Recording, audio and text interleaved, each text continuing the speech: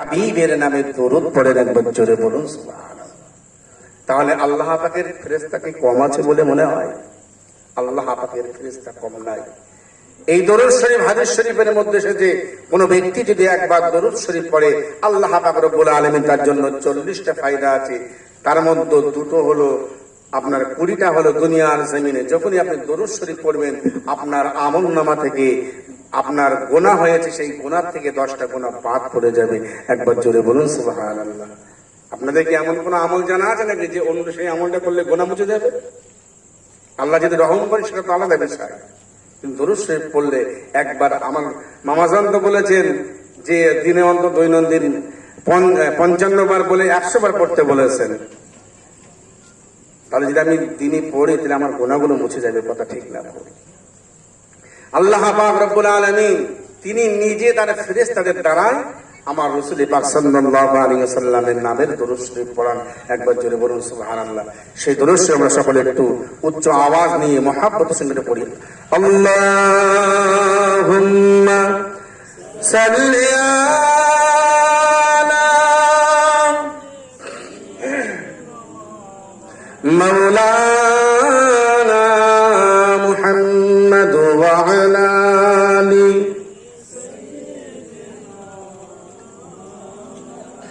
একটু কালিমা জিকির লা ইলাহা ইল্লাল্লাহ লা ইলাহা ইল্লাল্লাহ লা ইলাহা ইল্লাল্লাহ মুহাম্মাদুর রাসূলুল্লাহ সুবহানাল্লাহ আলহামদুলিল্লাহ সুবহানাল্লাহ আলহামদুলিল্লাহ লা ইলাহা ইল্লাল্লাহ আল্লাহু আকবার আল্লাহুম্মা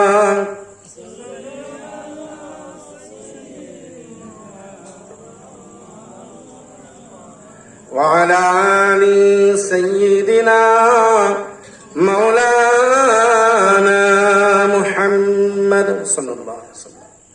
আলহামদুলিল্লাহ আলহামদুলিল্লাহ নাহমাদুহু ওয়া নুসাল্লি আলা রাসূলিহিল কারীম, আম্মা বা'দ। ফাকাদ ক্বালা আল্লাহু তাআলা ফি কালামিহিল মাজিদ ওয়াল ফুরকানিল হামিদ। ফাআউযু বিল্লাহি মিনাশ শাইতানির রাজীম। বিসমিল্লাহির রহমানির রহিম।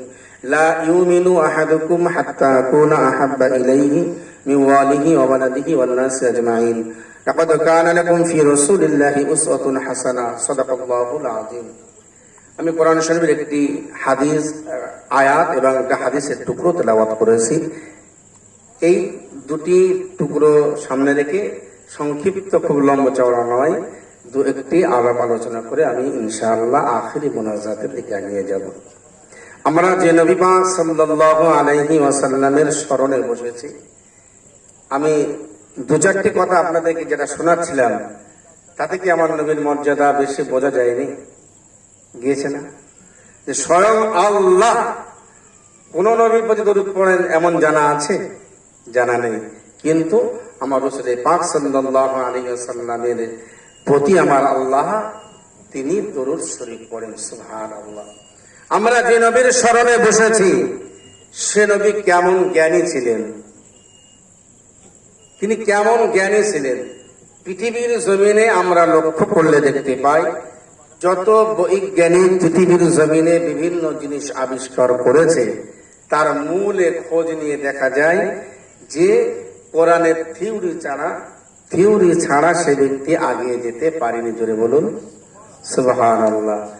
আমার নবীদের 1000 বছর আগে যে কথাগুলো বলে গেছেন, যে কাজগুলো করে গেছেন, সেইগুলো রিসার্চ করে আজকের বৈজ্ঞানিকরা তারা তথ্য বার করে বিভিন্ন কিছু আবিষ্কার করছেন। কথা ঠিক না ভুল?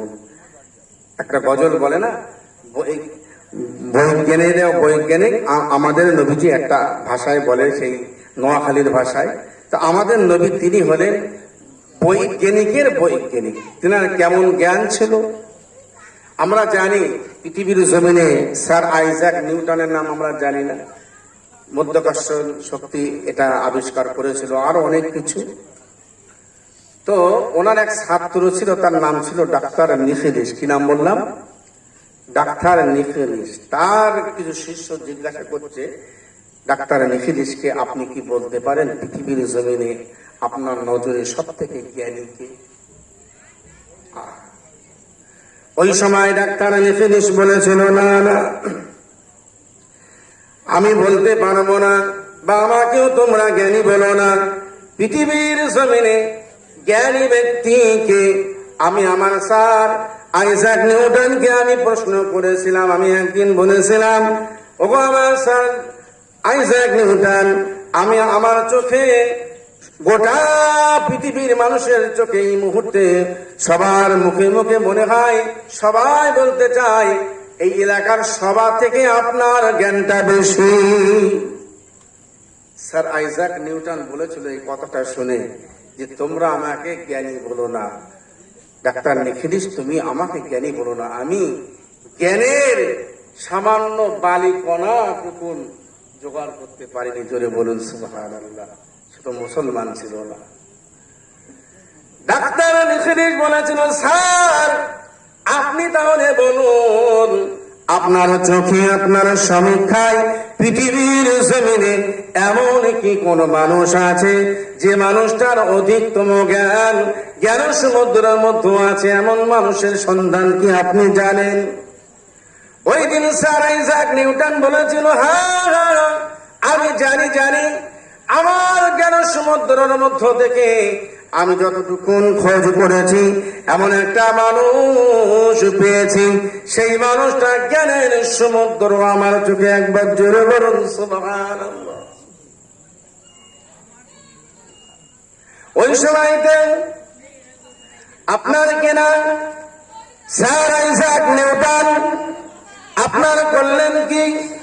বললেন, ও ডাক্তার নিখিলিস তুমি জেনে নাও, শুনে নাও, সেই মানুষটার নাম কি তুমি শুনতে চাও? বলে, হ্যাঁ স্যার আমি শুনতে চাই।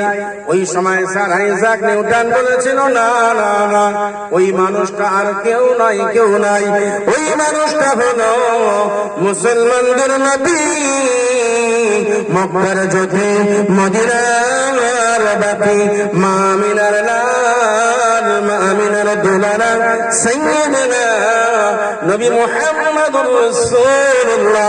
সকলে বলুন সাল্লাল্লাহু আলাইহি ওয়াসাল্লাম। নারে তাকবীর, নারে তাকবীর। বিশ্বনবী দিবস, বিশ্বনবী দিবস কমিটি বৃন্দ, শ্রোতা মণ্ডলী, দাতাগণ, নারে তাকবীর। তিনি কি আমাদের মুসলমানের কোন মোল্লা ছিলেন নাকি আইজাক নিউটন? তেনার চোখে তিনি বললেন যে আমার চোখে সব থেকে বড় জ্ঞানী হলেন নবী মুহাম্মদুর রাসূলুল্লাহ। সকলে বলুন সাল্লাল্লাহু আলাইহি ওয়াসাল্লাম। আমার নবী কিন্তু নিজের বরাত জাহির করেননি। আল্লাহ বলেছেন, মা উতীতুম মিনাল ইলমি ইল্লা কালিলা, আমি আল্লাহ মনুষ্য জাতিকে সামান্যতম জ্ঞান দিয়েছি। একবার জোরে বলুন সুবহানাল্লাহ। আল্লাহ বলেছেন, আমি আমার জ্ঞানের 100 ভাগের 1 ভাগ জ্ঞান আমি আমার নবী মুহাম্মদুর রাসূলুল্লাহ সাল্লাল্লাহু আলাইহি ওয়াসাল্লামকে দিয়েছি। একবার জোরে বলুন সুবহানাল্লাহ। পৃথিবীর জমিনে সতীদাহ আগে হিন্দুদের বাড়িতে, আমার হিন্দু মহোদয় বন্ধুরা যারা আছেন, তাদের স্ত্রীগুলো মারা গেলে, স্বামী মারা গেলে স্ত্রীগুলোকে নিয়ে স্বামীর সঙ্গে একই চিতায় জ্বালিয়ে দিত। কথা ঠিক না? সবাই বলে যে এটা চালু করেছে কি বিদ্যাসাগর, ঈশ্বরচন্দ্র বিদ্যাসাগর। কিন্তু ঈশ্বরচন্দ্র বিদ্যাসাগর তার ডায়েরিতে লিখে গিয়েছিল, আমি এই ভারতবর্ষের মানুষের জন্য যতটুকু ভালো কাজ করেছি, যতটুকু জ্ঞানের কথা বলেছি, আমি সবটুকু পেয়েছি শুধুমাত্র কেবলমাত্র ওই মুহাম্মদুর রাসূলুল্লাহ সাল্লাল্লাহু আলাইহি ওয়াসাল্লামের জীবনের 2টি দিক আমি আমার জীবনে আমল করেছি। জোরে বলুন সুবহানাল্লাহ। তার জন্য আমাকে মানুষ বিদ্যার সাগর বলে আখ্যায়িত করেছেন। আর একবার জোরে বলি সুবহানাল্লাহ। যে নবী মুহাম্মদুর রাসূলুল্লাহ সাল্লাল্লাহু আলাইহি ওয়াসাল্লামের কথা বলে শেষ করা যাবে না। আমার নবী পাক সাল্লাল্লাহু আলাইহি ওয়াসাল্লাম তেনার সম্মান দিতে যে আমরা জানি যে আল্লাহ পাক নিজের মধ্যে যে গুণগুলো রেখেছেন সেই গুণগুলো আমার নবী পাক সাল্লাল্লাহু আলাইহি ওয়াসাল্লামের জীবন আদর্শের মধ্যে আছে। কথা ঠিক না বল? আপনি বলবেন প্রমাণ। আপনি কোরআন শরীফ খুলুন। কোরআন শরীফ খুললে একদম ফার্স্টে প্রথমেই দেখবেন কি সুন্দর নকশা করে করে লেখা আছে আল্লাহ পাকের 99টা নাম। কথা ঠিক বলছি না ভুল বলছি? আর পিছনের দিকে পৃষ্ঠা উল্টালে দেখবেন সেখানেও 99টি নাম লেখা আছে। কার? আমাদের নবী, বিশ্ব নবী। আমাদের হাজার সৌভাগ্য, আলহামদুলিল্লাহ আলহামদুলিল্লাহ বলুন, যে নবীর উম্মত আমরা হতে পেরেছি। একবার জোরে বলুন সুবহানাল্লাহ। সেই দয়ার নবী, মায়ার নবী, তিনারও আল্লাহ পাক 99টি গুণ রেখেছেন। একবার জোরে বলুন সুবহানাল্লাহ। আল্লাহ পাক রব্বুল আলামিন, আপনি 28 পারা খুলুন। 28 পারার মধ্যে সূরা আপনার লেখা আছে বিসমিল্লাহির রহমানির রহিম, ওয়াল আউয়ালু ওয়াল আখিরু ওয়াল যাহির ওয়াল বাতিন। 28 পারার একেবারে কোরআন শরীফে যেগুলো হেফজ সাবা আছে, আপনার 16 পৃষ্ঠার দিকে আপনি খুললেই এটা সূরাটা পেয়ে যাবেন। আল্লাহ বলছেন আল্লাহ পাকের 4টি সিফাত। ওয়াল আউয়াল, আল্লাহ প্রথম সৃষ্টি। ওয়াল আখির, আল্লাহ শেষ সৃষ্টি। কথা ঠিক না বলুন? ওয়াল যাহির ওয়াল বাতিন, আল্লাহ জাহিরে আছেন এবং বাতিনেও আছেন। কথা ঠিক না?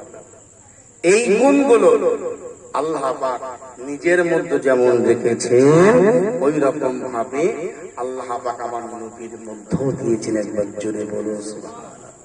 আপনাদের মনে প্রশ্ন আসবে, তাই তো এমন কথা কোনোদিন শুনিনি। হাফেজ সাহেব বলছে একটু ভালো করে বুঝিয়ে বলুন।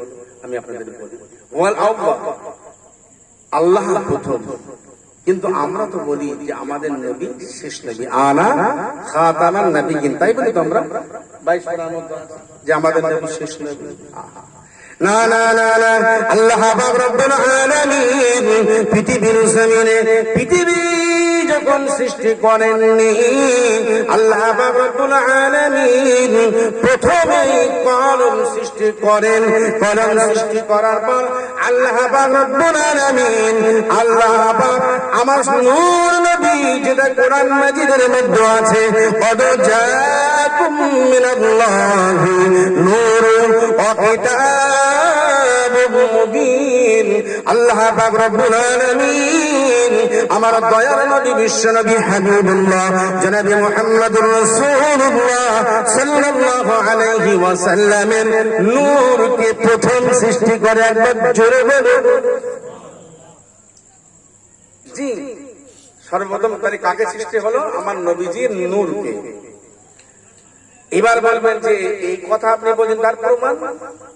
আহা, আল্লাহর নবী, দয়ার নবী মুস্তাফা সাল্লাল্লাহু আলাইহি ওয়াসাল্লামকে জিবরাইল আমিন আমার মামা জান বলছিলেন যে আল্লাহ রাসূলের কাছে 24,000 বার এসেছিলেন। কথা ঠিক না ভুল? শুনছিলেন? আমিও শুনেছি, আমারও মুখস্থ হয়ে গেছে। আমি ওটা মুখস্থ করে নিয়েছি। এই তথ্যটা আমি আজকে প্রথম শুনলাম, এটা আমার মুখস্থ হয়ে গেল। আলহামদুলিল্লাহ। এই যে একটা জ্ঞান, এই মাহফিলে আপনি এসেছেন, জানেন এর ফজিলত কত? একটুখানি বলবো। এই যে আপনি মাহফিলে বসছেন, এটা কিন্তু একটা স্কুল, একটা ইউনিভার্সিটি।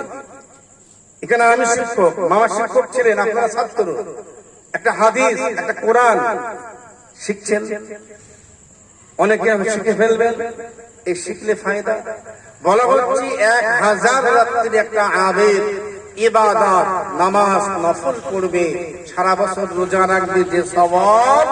আর এই শিক্ষাঙ্গন মজলিসে বসে যদি কোনো ব্যক্তি একটি হাদিস এবং কোরআনকে শিক্ষা নেয়, সেই শিক্ষাটা যেন আমলের পরিণত করার নিয়তে যদি নেয়, বলা হচ্ছে ওই ব্যক্তি 1000 রাত্রি ইবাদত করার থেকে উত্তম। একবার জোরে বলুন সুবহানাল্লাহ। তাহলে আমরা এই মজলিসে বসেছি, ফায়দা আছে না নাই? জিবরাইল আমিন আলাইহিস সালাম নবীজির কাছে অনেকবার এসেছেন। একদিন জিবরাইল আমিন হাসতে হাসতে বলছেন, ইয়া রাসূলুল্লাহ, আপনি বড় না আমি বড়? দয়ার নবী আমার, বিশ্ব নবী হাবিবুল্লাহ জনাবে মুহাম্মদুর রাসূলুল্লাহ সাল্লাল্লাহু আলাইহি ওয়াসাল্লাম বললেন, ভাই জিবরাইল, তিনিও মুস্কি হাসি দিলেন, বললেন ভাই তুমি যখন এই কথাটা তুললে বলো বলো তুমি কোন বড়র কথা বলিতেছ? ওই সময় জিবরাইল আমিন বলছেন, ইয়া রাসূলুল্লাহ, ইয়া হাবিবাল্লাহ, হুজুর আপনার বয়স বেশি না, আমি জিবরাইল, আমার বয়সটা বেশি, এইটাই আমি আপনার কাছে জানতে চেয়েছি। আল্লাহ নবী দয়ার নবী বিশ্ব নবী হাবিবুল্লাহ মুস্কি হেসে বললেন, ও ভাই জিবরাইল, তুমি যখন প্রথমে কথাটা তুললে তাহলে তোমার বয়সের বর্ণনা একটু আমার সঙ্গে বলো, আমি রাসূল মুহাম্মদ একটু শুনতে চাই, জোরে বলুন সুবহানাল্লাহ। তো আল্লাহ রাসূল কথা বললেন, বলার পরে নবী পাক সাল্লাল্লাহু আলাইহি ওয়াসাল্লাম তিনি কথাগুলো শুনছেন। জিবরাইল আমিন বলছেন, কি বলছেন? ইয়া রাসূলুল্লাহ, ইয়া হাবিবাল্লাহ, হুজুর আমার বয়সের কথা আমি কি বলবো, তবে শুনে নেন একটা নমুনা বলি। আসমানে একটা সুন্দর নক্ষত্র আলো উঠতো, ওই আলোটা আমি আমার জীবনে 70 কিংবা 72,000 বার দেখেছি। তবে ওই আলোটা 70 কিংবা 72,000 বছর পর পর একবার আসমানে উদিত হতো। বলছে আমি একটা আসমানে আলোর জ্যোতি দেখেছি, ওই আলোর জ্যোতিটা 70,000 বছর পরে একবার দেখা যেত, আর আমি ওটা 70,000 বার দেখেছি। বা মোবাইলে ক্যালকুলেটর খুললে ও ফেল হয়ে যাবে না হিসাব, অঙ্ক আমরা বলতে পারবো? আমার কথা বোঝা যাচ্ছে? তো বললেন, ভাই জিবরাইল তাহলে আপনি এতবার দেখেছেন, তাহলে তো আপনার প্রচুর বয়স। আল্লাহর নবী আবার মিসকে হেসে বললেন, ও ভাই জিবরাইল, আপনার স্মৃতি শক্তি আল্লাহ প্রখর করেছে, আপনি একটুখানি ভেবে বলুন তো দেখি, আপনি যে সময় অন্তর ওই চাঁদ বা নক্ষত্র দেখবেন, সেটা দেখার কি সময় কি আপনার আমার হয়ে এসেছে? ওই সময় জিবরাইল আমিন বললেন, ইয়া রাসূলুল্লাহ, ইয়া হাবিবাল্লাহ, হুজুর সেই সময়টা পার হয়ে গেছে, কদিন আগে সে সময় পার হয়ে গেছে, কিন্তু আমি এবার অবাক হয়ে গেলাম এ কারণে সেই নক্ষত্র চাঁদ আলোটা আমি এবার আর দেখতে পাইনি। একবার জোরে বলো। দয়াল নবী আমার বিশ্ব নবী হাবিবুল্লাহ জনাবে মুহাম্মদুর রাসূলুল্লাহ সাল্লাল্লাহু আলাইহি ওয়াসাল্লামকে লক্ষ্য করে জিবরাইল আমিন বলছেন, ইয়া রাসূলুল্লাহ, ইয়া হাবিবাল্লাহ, হুজুর আমার বয়সের বর্ণনা তো আমি দিয়েছি, ইয়া রাসূলুল্লাহ আপনি এবার আপনার বয়সের বর্ণনা আমাকে একটু শোনান। আল্লাহ নবী পাক সাল্লাল্লাহু আলাইহি ওয়াসাল্লাম বললেন, ও জিবরাইল আমার বয়সের কথা কি বলবো, তুমি যে আসমানে ওই উজ্জ্বল নক্ষত্র বা আলোটা নূর দেখিতে, ওই নূরটার কোন নূর ছিল না, ওটা ছিল নূরে মুহাম্মদ। সকলে বলুন সাল্লাল্লাহু আলাইহি ওয়াসাল্লাম। আমি কি আপনাদের বোঝাতে পারছি? তাহলে জিবরাইলের বয়স বেশি না আমার নবীর বয়স বেশি? আন্তরিক ভাবে, আভ্যন্তরীণ ভাবে, বাতিন ভাবে আমার রাসূলের বয়স বেশি। কথা ঠিক না বল? আমি আপনাদের বলছিলাম ওয়াল আউয়ালু, আল্লাহ প্রথম। আল্লাহ বলছেন নবীদের ওই সিলসিলা অনুযায়ী আমি আমার নবীকে দুনিয়ার জমিনে শেষে এনেছি, কিন্তু আমার নবীকে সৃষ্টি করেছি সবার প্রথমে। আগে একবার জোরে বলুন সুবহানাল্লাহ। আমি কি আপনাদের ওই আয়াতের সঙ্গে অ্যাডজাস্ট করে বোঝাতে পারলাম? এইবারে ওয়াল আউয়ালু ওয়াল আখির, এটা তো সহজ, আপনাদের জানা আছে যে আল্লাহ পাক আমাদের নবী সাল্লাল্লাহু আলাইহি ওয়াসাল্লামকে শেষ নবী করে পৃথিবীর জমিনে পাঠিয়েছেন। আর কি কোন নবী আসবে? আল্লাহ নবী একবার বলেছিলেন, যদি আমার পরে কোন নবী হতো, আল্লাহ পাক ওমর রাদিয়াল্লাহু তাআলা আনহুকে নবী করতেন। জোরে বলুন সুবহানাল্লাহ। জি, এইবার ওয়াল আউয়ালু ওয়াল আখির ওয়াল বাতিন, আল্লাহ পাক রব্বুল আলামিন আমার নবীকে যে সৃষ্টি করেছেন আরশে আজিমে নামগুলো লিখেছেন, ওই আদম আলাইহিস সালামকে আল্লাহ সৃষ্টি করেছিলেন কাদামাটি দিয়ে, তার নূর দেওয়া হয়েছিল, সেই নূরটা ছিল কিন্তু নবী মুহাম্মদ রাসূলুল্লাহ সাল্লাল্লাহু আলাইহি ওয়াসাল্লাম। মুহাম্মাদের ওই নূর, একবার জোরে বলি সুবহানাল্লাহ। এইটা কিন্তু সবাই জানতো না, বাতিলেরা মানে গোপন তথ্য ছিল, ওই জন্য আমার নবীকে গোপন বলা হয়। আর জাহির তো আমাদের নবী সারা বিশ্বে, কথা ঠিক না ভুল?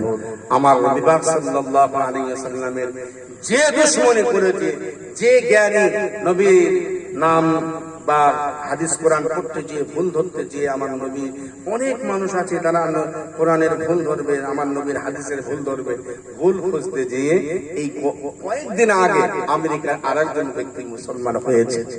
এটা জোরে বলুন না সুবহানাল্লাহ। তো আমার আল্লাহ পাক রব্বুল আলামিন তার হাবিবের মর্যাদা আছে না নাই?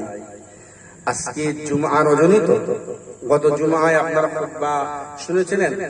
আপনাদের এখানে খুতবার বাংলা মানে পড়া হয়? হয়, খেয়াল করেছিলেন? আমিও পড়েছিলাম, আমার মনে আছে, যেখানে বলা হচ্ছে যে আল্লাহ পাক রব্বুল আলামিন তার হাবিবের এত শান, যদি কোনো ব্যক্তি, এখন তো ইউটিউব হয়ে যা মামা বলছিলেন, ইউটিউবের কথা কত বক্তা কত রকম বলছে, তবে আমি আপনাদের একটা মশলা বলে যাই, আপনার এলাকায় যে ব্যক্তি আলেম, যে ব্যক্তি ইমাম জ্ঞানী, তার কথা শুনবেন। যদি আপনার যথেষ্ট জ্ঞান না থাকে হাদিস কোরআনে, তার কথা শুনলে আপনার উপকার কি হবে? এই মশলাটা জেনে নেন। সে যদি ভুলও বলে, এই আমি আপনাদের বক্তা, আমি যদি ভুল বলে যাই, সে আমল যদি আপনারা করেন, আপনাদের সওয়াব কিন্তু হবে, কাটা যাবে না, তার খেসারত কিন্তু আমার নিতে হবে, আপনাদের কিন্তু। আমার কথা বোঝাতে পারছে? আমার কথা বোঝাতে পারছি তো? ভুল আমি করলে তার খেসারত আমাকে দিতে হবে, আপনাকে নয়। ওই জন্য নিজের ইমামদেরকে, নিজের এলাকার আলেমদেরকে আপনারা তাদেরকে সম্মান দিবেন, তাদের কথা শুনবেন, মেনে চলবেন, ইনশাআল্লাহ আপনারা মাকামে মাকসুদে পৌঁছে যাবেন। দলমত আপনারা তো শুনেছেন কতবারই যে ৭২টা ফিরকা হবে, একটা ফিরকা জান্নাতি। সুবহানাল্লাহ। সেটা হলো রাসূলের দলে যারা আছে, কথা ঠিক না ভুল? আমার রাসূলকে যদি আমি সম্মান দিতে পারি, রাসূল আমার হবেন কি হবেন না? জি। তা এই খুতবার মধ্যে আপনারা শুনেছেন, যে ব্যক্তি এই নবী দিবস, বিশ্ব নবী দিবস উপলক্ষে আনন্দ করবে, দান করবে, খয়রাত দেবে, আল্লাহ পাক তাকে আমার নবীর সঙ্গে জান্নাতবাসী করবে। জোরে বলুন সুবহানাল্লাহ। বিখ্যাত কাফের আবু লাহাব, যে আমার নবী পাক সাল্লাল্লাহু আলাইহি ওয়াসাল্লাম জন্ম গ্রহণ করেছিলেন, এই খবরটা শুনে তার দাসী সুয়াইবা তাকে খবর দিয়েছিল যে আপনার একজন, আপনার ভাইপো হয়েছে, আপনার ভাইয়ের একটা পুত্র সন্তান হয়েছে। আগেকার যুগে তো আপনার বর্বরতার যুগ ছিল, মূর্খতার যুগ ছিল। বাচ্চাদেরকে, বাচ্চা মেয়ে হলে তারা মনে করতো মেয়েকে লালন পালন করবো, মানুষ করবো, করে বড় হবে, পরের ঘরে দিতে হবে, সেখানে যে কাজ কাম করবে, আমার কি লাভ? সেই ব্যাপারে এইটা ভাবতো যে মেয়ে জন্ম করে তাকে বড় করে পরের ঘরে দিতে হবে, আমাদের কি কাজে লাগবে? এই মনে করে তারা সদ্যজাত শিশুদেরকে মাটিতে চাপা দিয়ে মেরে ফেলতো, কথা ঠিক না? জি। তো বলা হচ্ছে এই খবরটা আল্লাহ নবী জন্মগ্রহণ করেছেন, এই খবরটা দেওয়ার কারণে আবু লাহাব ওই প্রতিদিন সোমবারে আল্লাহ তার আযাব কমিয়ে দেয়। জোরে বলুন সুবহানাল্লাহ। শুধু তাই না, তার শাহাদাত আঙ্গুলটা চুষলে আপনার যেমন চিনের রস খেলে যেমন মিষ্টি আসে, ওই রকম মিষ্টিটা বার হয়। একবার জোরে বলি সুবহানাল্লাহ। আমার এই ছেলেরা, কমিটির ছেলেরা এই কষ্ট করে আপনারা দান দিয়েছেন, এই মাহফিল করেছেন, অল্প মানুষটাই কি হয়েছে? এরা বিফলে যাবে না। অল্প মানুষ মনে কষ্ট নেবেন না, আমরা জানি না। অল্প মানুষটাই কি আল্লাহ পাক অনেক দেখেন না, আল্লাহ পাক দেখেন অল্প হলেও সেটা খাঁটি, খালিস কিনা, সঠিক কিনা, কথা ঠিক না? আমরা আজকে বিশ্ব নবী দিবস করতে এসেছি, বিশ্বনবীর জীবন আদর্শ আমরা শুনে যদি আমাদের জীবনে প্রতিষ্ঠিত করতে পারি তাহলে আমাদের জীবন ধন্য হবে। কথা ঠিক না বলব? আইয়ামে জাহিলিয়াতের যুগের কথা বলতে যে একটা কথা মনে পড়ে গেল।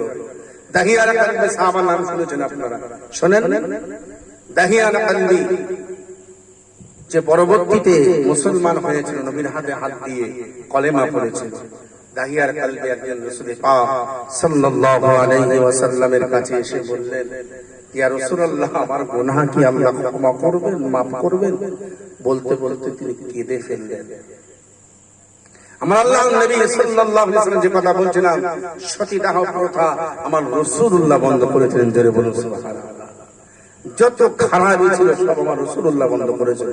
আমার রাসূল পাক সাল্লাল্লাহু আলাইহি ওয়াসাল্লাম আসার আগে পৃথিবী তামাশান্ন অন্ধকার ছিল। আপনাকে বলতে খুব খারাপ লাগে, এমন কি সন্তান মায়ের সামনে বন্ধ হয়ে বিচার করতে ছাড়লেন। জোরে বলুন নাউজুবিল্লাহ। এত বর্বরতা ছিল। তৎকালীন যুগে তারা প্রতিযোগিতা করত কে কতটা মদ খেতে পারে। জোরে বলুন নাউজুবিল্লাহ। যে যত বেশি মদ খেতে পারবে সে শ্রেষ্ঠ। ওমর ফারুক রাদিয়াল্লাহু তাআলা যিনি যিনার সম্পর্কে বলছিলাম যে আল্লাহ রাসূল বলেছেন যে আমার পরে যদি নবী হয় তো ওমর নবী হবে। যখন জাহিলিয়াতের যুগ ছিল, জানেন ওমরের 25 বোতল করে মদ লাগতো। জোরে বলুন নাউজুবিল্লাহ। তিনি ইসলাম গ্রহণ করেছেন। কোন মানুষ ইসলাম গ্রহণ করবে, কলেমা পড়বে, সে বেগুনাহ মাসুম হয়ে যাবে। জোরে বলুন সুবহানাল্লাহ। দাহিয়াল কলবি বলছেন, ইয়া রাসূলুল্লাহ, জানি না আমার জীবনের গুনাহ আল্লাহ তাআলা ক্ষমা করবেন কিনা, মাফ করবেন কিনা। আল্লাহ রাসূল সাল্লাল্লাহু আলাইহি ওয়াসাল্লাম বললেন, আমার আল্লাহ দয়াময় মাবুদ, তিনি বান্দার গুনাহ মাফ করেন। কোন বান্দা যদি খালেস নিয়তে তওবা করে, ওই বান্দার জীবনের গুনাহ আল্লাহ তাআলা ক্ষমা করে দেন। জোরে বলুন সুবহানাল্লাহ। তওবা মানে কিভাবে তওবা? তওবা করতে হবে ওর নাম যে এই গুনাহগুলো, এই খারাপ কাজ আমি করছি আর করব না, এই সংকল্পের নামই হলো তওবা। আল্লাহ রাসূল বললেন, ও বাবা দাহিয়ান, তুমি তো বারবার একই কথা বলছো। বলো বলো কি হয়েছে, তোমার জীবনের ঘটনা একটুখানি বলো, আমি শুনতে চাই। ওই সময় দাহিয়ার কলবি বললেন, ইয়া রাসূলুল্লাহ, ইয়া হাবিবাল্লাহ, হুজুর, আমি যখন জাহিলিয়াতের যুগে ছিলাম, আমি দূরে সফরে ব্যবসা বাণিজ্য করতাম। অনেক দিনের জন্য ব্যবসায় বাহির হয়ে যেতাম। অনেক দিন পরে আমি আবার ফিরে আসতাম। ইয়া রাসূলুল্লাহ, ইয়া হাবিবাল্লাহ, হুজুর, আমি নতুন বিবাহ করেছি। বিবাহ করার পর আমি এবার দূরদেশে ব্যবসা বাণিজ্যের জন্য যাব, কিন্তু না না না, ওই সময়তে আমার স্ত্রী হামেলা ছিল, যার বাংলা অর্থ হলো আমার স্ত্রী গর্ভবতী, পেটে বাচ্চা আছে। আমি ওই সময় বিদেশে যাব, ব্যবসা বাণিজ্য করতে যাব। আমি আমার স্ত্রী, শ্বশুর শাশুড়ি সবাইকে ডেকে বললাম, শোনো শোনো, আমি বাড়ি থেকে রওনা দিচ্ছি, তবে হ্যাঁ একটা কথা শুনে নাও, আমি যখন বাড়ি থাকবো না, আমার যখন বাচ্চা হবে, ওই বাচ্চাটা যদি পুত্র সন্তান হয়, তাকে তোমরা লালন পালন করে সুন্দর করে মানুষ করবে। আর যদি ওই বাচ্চাটা কোন মেয়ে হয়, তোমরা ওই মেয়েটাকে দুনিয়ায় বাঁচিয়ে রাখবে না। এই সমাজের রীতি অনুযায়ী বাচ্চাকে তোমরা বালি চাপা দিয়ে মেরে দেবে। এই ওসিয়ত করে ওই দাহিয়ার কলবি বলছেন, ইয়া রাসূলুল্লাহ, এই ওসিয়তটা করে আমি বাড়ি থেকে রওনা দিয়েছি। এইবারে সাহাবা বলছেন, ইয়া রাসূলুল্লাহ, ইয়া হাবিবাল্লাহ, হুজুর, আমি বাড়ি থেকে রওনা দেওয়ার পরে আমি অনেকটা বছর বাড়ি আসি না, 4-5 বছর পার হয়ে যায়। এমন সময় সময় আমি বাড়ি থেকে রওনা দিয়েছি। আমি বাড়ি আসার আগে অন্য মানুষদের মারফত খবর নিয়েছিলাম। আমার বাড়িতে খবর দিয়েছিল যে আমার একটা পুত্র সন্তান হয়েছে। আমি তো 5-6 বছর পরে বাড়িতে ফিরেছি, খবর পাঠিয়েছি অন্য কাফেলার মানুষদের দ্বারা আমি সংবাদ পাঠিয়েছি। এবার আমি আমার যথারীতি সময় 5-6টা বছর পার করে অনেক টাকা পয়সা ধন দৌলত আমি জোগাড় করে নিয়ে বাড়িতে এলাম। বাড়িতে আসার পরে আমার বিবি আমার সঙ্গে সুন্দর ব্যবহার করলেন। আমার শ্বশুর বাড়ির লোক আমার বাড়িতে এসেছেন, কিন্তু আমি বাড়ি এসে আমার বিবিকে বললাম, ও আমার বিবি, তুমি তো বলেছিলে, সংবাদ পাঠিয়েছিলে আমার একটা পুত্র সন্তান হয়েছে। কোথায় ওই পুত্রটা, ওই আমার ছেলেটা কোথায়? আগে তাকে দেখাও, তার মুখখানা দেখে আমার হৃদয়টা ঠান্ডা করে নেব। আমার স্ত্রী বললেন, অনেক দিন পর আপনি ফিরেছেন, অনেক কষ্ট আপনার হয়েছে, আগে আপনি বিশ্রাম নিন, আপনি শুশ্রূষা হয়ে আপনার একটু সেবা করতে দিন, আরাম করুন, তারপরে আমি আপনার সন্তানকে সময় মতো আপনার সম্মুখে উপস্থাপন করব। কিন্তু না না, দেখে আর কলবি বলে না, আমি আমার ছেলেকে আগে দেখতে চাই। কিন্তু বিবি শোনে না, তাকে যত্ন খাতির করতে রাখে। বেকাল বেলা হয়ে গেল, স্বামীর খেদমত করে ঘুম থেকে উঠে একটু ফ্রেশ হয়েছে। এই অবস্থার মধ্যে স্বামীকে বললেন, এবার দেখো দেখো, ওই যে দূরে ওই যে বাচ্চাটি ছুটে ছুটে আসে, ওই বাচ্চাটি আমাদের বাচ্চা। দেখে আর কলবি খেয়াল করে দেখলেন, কি সুন্দর ফুলের মতো ফুটফুটে একটা বাচ্চা। ওই বাচ্চাটা আস্তে আস্তে আগে আসে। বাচ্চাটা যখন আগে আসে তখন দেখলেন, না না, এ তো কোনো বেটা ছেলে না, এজন্য মনে হয় ছোট্ট একটি বালিকা। কাছে আসলো, আসার পরে বাচ্চাটিকে দেখে এবার আদর করলেন এবং বললেন, এই বাচ্চাটির নাম কি? নাম শুনে তার খবর নিয়ে জানা গেল ওই বাচ্চাটি কোনো বেটা ছেলে না, বাচ্চাটা একটি মেয়ে। বললেন, তাহলে আমাকে তোমরা কেন মিথ্যা বলেছিলে? মা জানি। দেখিয়ান কলবি বলেন, ইয়া রাসূলুল্লাহ, ইয়া হাবিবাল্লাহ, হুজুর। আমার স্ত্রী কাঁদো কাঁদো স্বরে বললেন, এই ফুটফুটে সুন্দর মেয়েটা যখন আমার কোলে এলো, আমার মন চাইলো না যে ওকে আমি নিজ হাতে করে বালি চাপা দিয়ে দেব। ওই ওর মায়া আমি ত্যাগ করতে পারিনি, তাই আমি মিথ্যা করে আপনাকে বলেছিলাম যে আমাদের একটা পুত্র সন্তান হয়েছে। দাহিয়ার কলবি বলছেন, ইয়া রাসূলুল্লাহ, আমি তখন মনে মনে খুব রেগে গেলাম, কিন্তু বাহিরে সেটা আমি প্রকাশ করলাম না, মনের মধ্যেই চাপা দিয়ে রাখলাম। হাসি হাসি মুখ রাখলাম, সবার সঙ্গে সুন্দর কথা বলতে লাগলাম। সেদিন রাত পার হয়ে গেল, সকাল হয়েছে। আমি আমার স্ত্রীকে বললাম, আমার বাচ্চাটিকে ভালো করে সাবান দিয়ে সুন্দর করে গোসল দিয়ে গুছিয়ে দাও। আমি বাচ্চাটাকে নিয়ে একটু দূরে বেড়াতে যাব।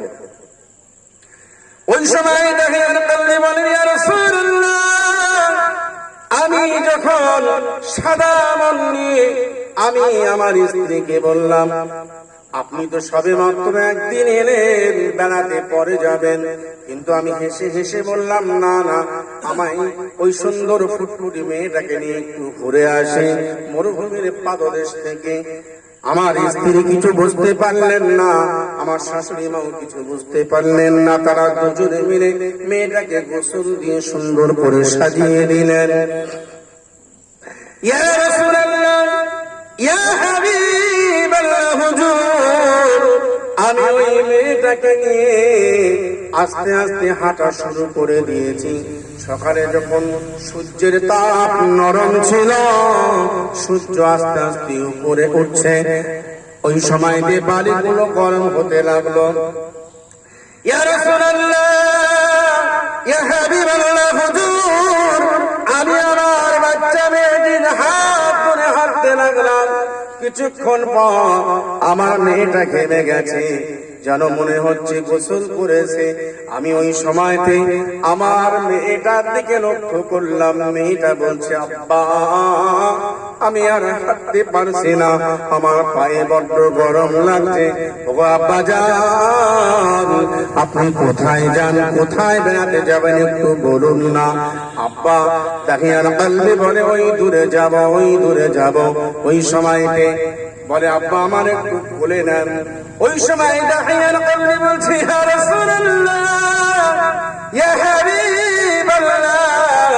তখন আমার মনটা এত কঠোর ছিল, এত কঠোর হয়ে গিয়েছিল, হিংসায় পরিপূর্ণ, ঈর্ষায় পরিপূর্ণ, ভেতরে আগুন জ্বলছিল আমার। ওই বাচ্চাটির কোনো কথা দাঁত কাটে না। ইয়া রাসূলুল্লাহ, আমি খেয়াল করে দেখলাম আমার ছোট্ট মেয়েটার লাল টুকটুকে পাগুলো আপনার গরমে ফেটে গেছে, রক্ত বাহির হচ্ছে। মেয়ে বলে, আর হাঁটতে পারি না। তথাপি আমি তাকে কোলে নিলাম না। এবার আমি আস্তে আস্তে আস্তে আস্তে অনেক দূরে পৌঁছে গেলাম। চারিদিকে তাকিয়ে তাকিয়ে দেখলাম, না না না, কোথাও কোনো লোকালয় নাই, কোনো মানুষ নজরে আসে না। আমি এবার আস্তে আস্তে মরুভূমির একটি জায়গায় গিয়ে দাঁড়িয়ে পড়লাম। বলে, আব্বা আর কোথায় যাবেন, আমি তো আর চলতে পারি না। আব্বা দেখুন না, আমার পা ফেটে রক্ত বাহির হয়। বলে, না মা, আর কোথাও যাব না, এইখানে আমরা গন্তব্য, তুমি দাঁড়িয়ে যাও, আমি তোমার আর কষ্ট দেব না। এই কথাগুলো বলছেন আল্লাহ নবীর সঙ্গে দাহিয়ার কলবি বর্ণনা করেছেন, আর চোখ দিয়ে পানি ফেলছে। এইবার দাহিয়ার কলবি বলতে লাগলেন, ইয়া রাসূলুল্লাহ, ইয়া হাবিবাল্লাহ, হুজুর আমি এবার করলাম কি, ওই মরুভূমির ধুলা বালিগুলো আস্তে আস্তে দু হাতে করে সরাতে লাগলাম। আমার মেয়ে বারবার জিজ্ঞাসা করে, আব্বা কি ব্যাপার বলুন না, একটুখানি বলুন না, আপনি কেন বালিগুলো সরিয়ে গর্ত করেছেন? ওই সময় আমি কোনো উত্তর দিই না। আমার মাথার চুলে পানি লেগে যায়। আবার সোনার মেয়েটা ফুলের মতো হাত দিয়ে আমার মাথার ধুলা বালিগুলো ঝেড়ে ঝেড়ে দেয়। আমি যখন বালিগুলো সরাচ্ছিলাম, ওই অবস্থার মধ্যে আমার গায়ে মাথায় ঘাম বাহির হচ্ছিল। ইয়া রাসূলুল্লাহ, ওই মর্মান্তিক কথা মনে পড়লে আমি সহ্য করতে পারি না। ইয়া রাসূলুল্লাহ, আল্লাহর নবীর চোখ দিয়ে পানি পড়ছেন, সাহাবাও কাঁদছেন আর বলছেন, ইয়া রাসূলুল্লাহ, ইয়া হাবিবাল্লাহ, হুজুর যখন আমার মাথা দিয়ে ঘাম বাহির হচ্ছিল, আমার ওই ছোট্ট মেয়েটা আমার মাথার ঘাম গুলো তার জামার আস্তানি দিয়ে মুছে দিচ্ছিল, আর বারে বারে জিজ্ঞাসা করছিল, আব্বা এই গরম আমার আর সহ্য হচ্ছে না, চলুন বাড়ি চলে যায়। আপনি কেন পাগলামি করছেন, কেন কষ্ট করছেন তাও বলছেন না। ওই সময়তে আমি কষ্ট করতে করতে আমার বুক পর্যন্ত ব্যক্ত করেছেন না। আমার ওই মেয়েটা বললেন, আব্বা আর আমি থাকতে পারি না, সহ্য করতে পারি না, আপনি একটুখানি আমাকে কোলে নিন, আমাকে একটু আদর করুন, আমি তো আর এই গরম বাড়ির উপরে দাঁড়িয়ে থাকতে পারি না। সাহাবা কাঁদছেন, আর রাসূলুল্লাহ সাল্লাল্লাহু আলাইহি ওয়াসাল্লাম তিনিও কাঁদছেন আর শুনছেন। ওই সময়তে দাহিয়ার কলবি রাদিয়াল্লাহু তাআলা বলেন, ইয়া রাসূলুল্লাহ, ইয়া হাবিবাল্লাহ, হুজুর আমি এবার করলাম কি, বলে মা তুমি তো কোলে উঠতে চাও, আসো আসো আমার কোলে আসো। আমার মনে তখন আগুন জ্বলছে। ওই গর্তের মধ্য থেকে আমি হাত দুটো এমন উঁচু করেছি, আমার মেয়েটা মনে করলো আমার পিতা আমার আব্বা বুঝি আমার কোলে নেবে, এই মনে করে আমার মেয়েটা লাফ মেরেছে। আমি হাত দুটো নিচে করে নিয়েছি, নিচু করে নেওয়ার সাথে সাথে মেয়েটা গর্তের মধ্যে পড়ে গেল। ইয়া রাসূলুল্লাহ,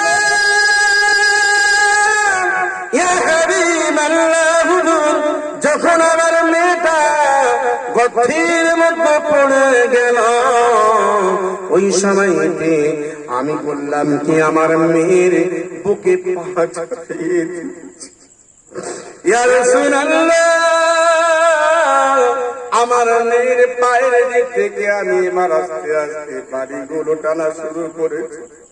ইয়া রাসূলুল্লাহ, আমার মেয়ের শেষের বেলার কথাগুলো আমি বলতে পারি না, এখনো যেন আমার কানে বাজে।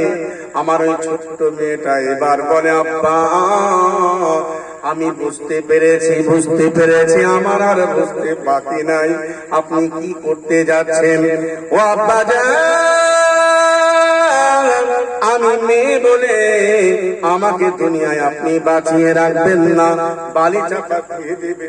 কিন্তু আব্বা আপনার কাছে অনুরোধ, আপনার পা জড়িয়ে ধরে বলি আব্বা আপনি আমাকে এইভাবে বালি চাপা দিয়ে মেরে দেবেন না। আব্বা গো, যদি আপনার কষ্ট হয়, আপনার যদি সম্মানের বাদে আমার পরিচয় দিতে, আব্বা আমাকে জানে মারবেন না, আমাকে ছেড়ে দেন, আমাকে ছেড়ে দেন। আমার দু চোখ যেদিকে যাও আমি চলে যাব, কোনদিন আপনার সামনে আসবো না, আপনার সামনে এসে আমি কোনদিন মেয়ে বলে পরিচয় দেব না, আব্বা বলে কোনদিন কারোর সামনে ডাকবো না। ওই সময় তাকে আর বলছেন ইয়া রাসূলুল্লাহ, ইয়া হাবিবাল্লাহ, হুজুর তথাপি আমার মনে মায়ার উদ্বেগ হলো না, মায়া হলো না। আমি আস্তে আস্তে তার মুখের উপরে যখন বাড়িগুলো চাপা দিচ্ছিল, আমার মেয়েটা কাঁদো কাঁদো সুরে বলেছিল আব্বা আব্বা আব্বা, বলতে বলতে আমার মেয়ের অবস্থা ইয়া রাসূলুল্লাহ, ইয়া হাবিবাল্লাহ, এমন কঠিন কাজ আমি আমার জীবনে করেছি।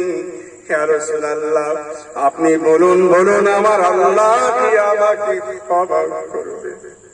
আল্লাহর নবী বললেন বাবা সাহাবায়ে মুহূর্তে তুমি আমার সামনে থেকে চলে যাও, আমি তোমার পরে কথার উত্তর দেব, পরে দেখা করে। নবী আমার বললেন বাবা সাহাবা তুমি শুনে নাও, আমার আল্লাহ রহমান রহিম চাইলে তোমার ক্ষমা করে দেবে, তবে বাবা যতদিন তুমি বাঁচবে আমি বাঁচবো, তুমি আমার সামনে একটু কম আসবে। আল্লাহ পাক রব্বুল আলামিনের ওই সমস্ত বান্দারা তারা ভুল বুঝে মেয়েদেরকে বোঝা মনে করে বাচ্চাগুলোকে বালি চাপা দিয়ে আমার রাসূল পাক সাল্লাল্লাহু আলাইহি ওয়াসাল্লাম আসার আগে এই কাজগুলো তারা করত। যখন আমার নবী পৃথিবীতে এলেন, কদ জাআল হাক্কু ওয়া যাহাকাল বাতিল ইন্নাল বাতিলা কানা যাহুকা, একটা আওয়াজ হলো। নবীর জন্ম যখন হলো তখন একটা আওয়াজ হলো। কি আওয়াজ হয়েছিল? যে বাতিল শেষ, হকের প্রতিষ্ঠিত হওয়া শুরু হলো। আল্লাহ জোরে বলুন সুবহানাল্লাহ। আমার রাসূল সাল্লাল্লাহু আলাইহি ওয়াসাল্লাম আস্তে আস্তে তিনি বড় হলেন, তিনি হিলফুল ফুজুল সংগঠন তৈরি করলেন। বেঈমান কাফেরের দলেরা আমার নবীকে কি বললেন? আল আমিন বলে তাকে আখ্যায়িত দিলেন। কথা ঠিক না ভুল? যারা ছিল লুটেরা তারা হয়ে গেল মানুষের ধনের পাহারাদার, একবার জোরে বলুন সুবহানাল্লাহ। যারা ছিল মদখোর, যাদের মদ না হলে চলতো না, তারা মদের বিরোধিতা করতে লাগলো। এইভাবে আমার রাসূল পাক সাল্লাল্লাহু আলাইহি ওয়াসাল্লাম দ্বীন ইসলামের সমস্ত আওয়াজগুলো গোটা বিশ্বের মধ্যে ছড়িয়ে দিয়েছেন। একবার জোরে বলুন সুবহানাল্লাহ। দরুদ শরীফ আল্লাহুম্মা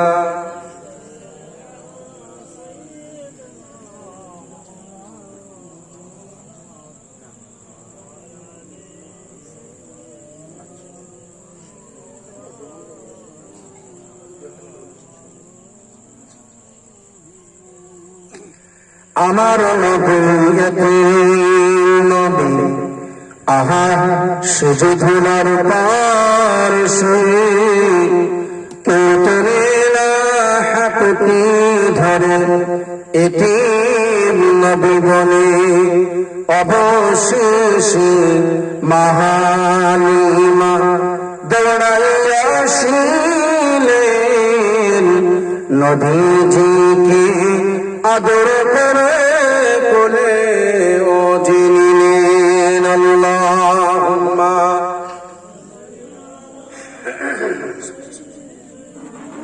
মাওলানা মুহাম্মদ ওয়া আলা আলি সাইয়্যিদিনা মাওলানা মুহাম্মদ। আলহামদুলিল্লাহ। এই ছিল আমার নবী পাক সাল্লাল্লাহু আলাইহি ওয়াসাল্লামের আসার আগের ঘটনাগুলো। নবী পাক পৃথিবীতে এলেন, একের পর এক মানুষ সব চোখ ফুটলো জ্ঞানের স্পর্শে এসে খারাপ মানুষগুলো সব সোনার মানুষে পরিণত হয়েছিল। একবার জোরে বলুন সুবহানাল্লাহ। নবী পাক সাল্লাল্লাহু আলাইহি ওয়াসাল্লামের জীবন আদর্শ যখন শুরু করা হয় বলতে, তখন যেন ভেতরে গিজ গিজ করে যে কোনটা বলি আর কোনটা রাখি। নবী পাক সাল্লাল্লাহু আলাইহি ওয়াসাল্লামের জীবন আদর্শ পৃথিবীতে বলে কোনো মানুষ শেষ করতে পেরেছে? এই পর্যন্ত 1100-র বেশি নবীজির প্রতি জীবন চরিত্র লেখা হয়েছে, তথাপিও আরো লেখা হচ্ছে, লেখা হবে। তারপরেও আল্লাহ নবীর জীবন আদর্শ বলে শেষ করা যাবে না। কথা ঠিক না ভুল? নবী পাক সাল্লাল্লাহু আলাইহি ওয়াসাল্লাম পৃথিবীর জমিনে এলেন এতিম হয়ে। কথা ঠিক না ভুল? নবীজি কত কষ্ট করেছেন। নবী পাক সাল্লাল্লাহু আলাইহি ওয়াসাল্লাম এত কষ্ট করেছেন, যদি ওই নবী পাক সাল্লাল্লাহু আলাইহি ওয়াসাল্লামের জীবনের কষ্টগুলো এক পাল্লায় রাখা হয়, অন্য নবীদের কষ্ট এক পাল্লায় রাখা হয়, আমার নবী পাক সাল্লাল্লাহু আলাইহি ওয়াসাল্লামের কষ্ট বেশি হয়ে যাবে। কথা ঠিক না ভুল? আমরা সে নবী পাক সাল্লাল্লাহু আলাইহি ওয়াসাল্লামের জীবন চরিত্রের এই মজলিস আল্লাহ আমাদের কায়েম করতে দিয়েছেন। নিশ্চিত এই মজলিসটা দেখা যাবে না। আল্লাহ পাক হয়তো চাইতো এই মজলিসের কারণে আল্লাহ আমাদের দয়ার জান্নাত দিতে পারেন কি পারেন না। আমরা ইনশাআল্লাহ নবী পাক সাল্লাল্লাহু আলাইহি ওয়াসাল্লামের জীবন আদর্শগুলো শুনবো এবং বেশি বেশি করে আমল করার তৌফিক যেন আল্লাহ আমাদের দেন। বলুন আল্লাহুম্মা আমিন। আমার নবী পাক সাল্লাল্লাহু আলাইহি ওয়াসাল্লাম যে আদেশগুলো করেছেন, সেই আদেশগুলো আমরা পালন করব। আমার রাসূল পাক সাল্লাল্লাহু আলাইহি ওয়াসাল্লাম তিনি বলেছেন, যদি কোনো ব্যক্তি দুটি আমল করতে পারে, আল্লাহর নবী আঙুল দেখিয়ে বলেছেন, আমি কাল কিয়ামতে তার জন্য জামিনদার হয়ে যাব। একবার জোরে বলুন সুবহানাল্লাহ। ওই দুটি জিনিসের হেফাজত, এক নম্বর হলো এই জিহ্বা দিয়ে আমরা কথা বলি। কথা ঠিক না বল? এই জিহ্বা দিয়ে আমরা মানুষের গীবত করি, মানুষকে ছোট বড় কথা বলি, কষ্ট দিই। কথা ঠিক না বল? আমরা এইগুলো বন্ধ করব। আল্লাহ নবী বলছেন, আল গীবাতু আশাদ্দু মিনাল জিনা। জিনার থেকে বেশি খারাপ হলো গীবত করা। বলুন আজকে আমরা হাত উঠাই বলি ইনশাআল্লাহ। হাত উঠান সবাই। আজকে থেকে আমরা চেষ্টা করব মানুষের গীবত না করার। আল্লাহ কবুল করুন। আর একটা বললেন, 2 রানের মধ্যবর্তী যে স্থানগুলো আছে, আপনারা তো মুরব্বী, আমার অনেক মায়েরা বোনেরা, অনেক নওজোয়ান যুবক ছেলে কমিটি তারা শুনছেন, আর এখানে না থাকলেও অনেকের মাইকের আওয়াজ তাদের কানে যাচ্ছে। সকলকে বলবো, বাবা তোমরা ওই জায়গাটার হেফাজত করবে। যদি ওই জায়গাটার হেফাজত করতে পারো, 5 ওয়াক্ত নামাজ পড়তে পারো, রোজা রাখতে পারো, আল্লাহ পাকের হুকুমগুলো পালন করতে পারো, আমাদের জন্য জান্নাত যাওয়া সহজ হয়ে যাবে। বাপজি, আর একটা আমলের কথা বলবো না দোয়া করবো? একটা আমল শুনে নিন।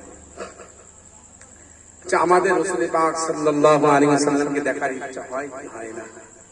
আল্লাহ নবী নিজে বলেছেন যে আমাকে দেখবে তার জন্য জাহান্নাম হারাম হয়ে যাবে। জোরে বলুন সুবহানাল্লাহ। আল্লাহ রাসূলকে দেখতে হলে হারাম খাওয়া বন্ধ করতে হবে, পাঁচ ওয়াক্ত নামাজ পড়তে হবে, আর সূরা মুজাম্মিল বলে একটি সূরা আছে সেটা পড়তে হবে, আর শুতে হবে ঠিক মুহাম্মদ সাল্লাল্লাহু আলাইহি ওয়াসাল্লামের নকশা ঠিক এইভাবে শুতে হবে। উত্তর দক্ষিণ করে উত্তরে মাথা থাকবে এবং হাতটা ঠিক এইভাবে থাকবে, এই কানে ঠিক এইভাবে দিলে যখন পাটা একটু উঁচু করে মানে একটু টেনে শুতে হবে, তখন আপনার নকশাটা হবে এইটা হলো মিম, এটা হলো হা, আর এইটা ফের মিম, আর এই পাঁচ যে ভাঁজ রাখবেন এটা তাল। একসঙ্গে কি হলো বলুন? মুহাম্মদ। সকলে বলেন সাল্লাল্লাহু আলাইহি ওয়াসাল্লাম। এই নকশায় শুলে 41 দিন আমল করলে ইনশাআল্লাহ আমার নবীর জিয়ারত নসিব হয়ে যাবে। একবার জোরে বলি সুবহানাল্লাহ। আর একটা সুন্দর একটা আমল বলি, মা বোনেরাও খেয়াল করুন, বাপজিরাও খেয়াল করুন। সেই আমলটা প্রতি শুক্রবার আসরের নামাজের পরে করতে হয়। একটা দরুদ শরীফ আছে, ওই দরুদ শরীফ, মামা তো দরুদ শরীফ পড়ার কথা বলে গেছেন, আমি ওই দরুদ শরীফ পড়ার কথা বলেই আমার বক্তব্য ছাড়বো ইনশাআল্লাহ। ওই দরুদ শরীফটা হচ্ছে 80 বার পড়তে হবে। 80 বার পড়লে কি সওয়াব বা কি ফায়দা হবে?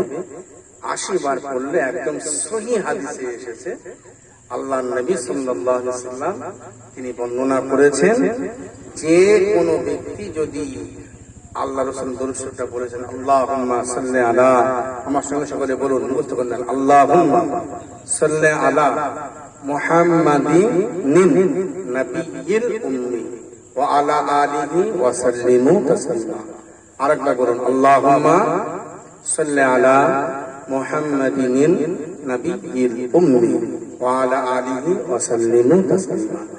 কোন বান্দা যদি এই দরুদ শরীফ খানা আসরের নামাজের পর, শুক্রবারের দিন আসরের নামাজ যেখানে বসে পড়বেন, সেইখানে বসে যদি 80 বার এই দরুদ শরীফ খানা পড়তে পারেন, আল্লাহ পাক রব্বুল আলামিন তার 80 বছরের গুনাহ মাফ করে দেবেন। একবার জোরে বলুন সুবহানাল্লাহ। এত আস্তে বলেন, জোরে বলুন সুবহানাল্লাহ। এই সুবহানাল্লাহ বলছেন, এতে ফায়দা আছে, অনেক ফায়দা আছে। দরুদ শরীফ আরেকবার মুখস্থ করেন, আল্লাহুম্মা সাল্লি আলা মুহাম্মাদিন নাবিয়্যিল উম্মি ওয়া আলা আলিহি ওয়া সাল্লিমু তাসলিমান কাসীরা। বললেও হবে, তাসলিমা বললেও হবে। এই দরুদ শরীফটা 80 বার পড়লে 80 বছরের গুনাহ আল্লাহ ক্ষমা করে দেবেন। 80 বছর ধরে ইবাদত বندگی করলে যে সওয়াব বান্দার আমলনামায় দিয়ে দেবেন। একবার জোরে বলুন সুবহানাল্লাহ সুবহানাল্লাহ। এই কথা বলে, এই আমলটার কথা রেখে আমি আমার বক্তব্য ইতি টানলাম। ওমা আলাইনা ইল্লাল বালাগ। সকলে আসুন আমার সঙ্গে একটু তওবা করুন। আমি গুনাহগার, আমিও পড়ছি, আপনারা পড়ুন। আউযু বিল্লাহি মিনাশ শাইতানির রাজীম। বিসমিল্লাহির রহমানির রহিম। আয় আল্লাহ, আমি আমার জীবনে যত প্রকার গুনাহ করেছি, সমস্ত প্রকার গুনাহ হইতে তওবা করিতেছি। তওবা তওবা তওবা। আস্তাগফিরুল্লাহ রাব্বি মিন কুল্লি জামবিন ওয়া আতুবু ইলাইহি লা হাওলা ওয়ালা কুওয়াতা ইল্লা বিল্লাহিল আলিয়্যিল আযীম। লা ইলাহা ইল্লাল্লাহু মুহাম্মাদুর রাসূলুল্লাহ সাল্লাল্লাহু আলাইহি ওয়াসাল্লাম। আশহাদু আল্লা ইলাহা ইল্লাল্লাহু ওয়াহদাহু লা শারীকা লাহু ওয়া আশহাদু আন্না মুহাম্মাদান আবদুহু ওয়া রাসূলুহু।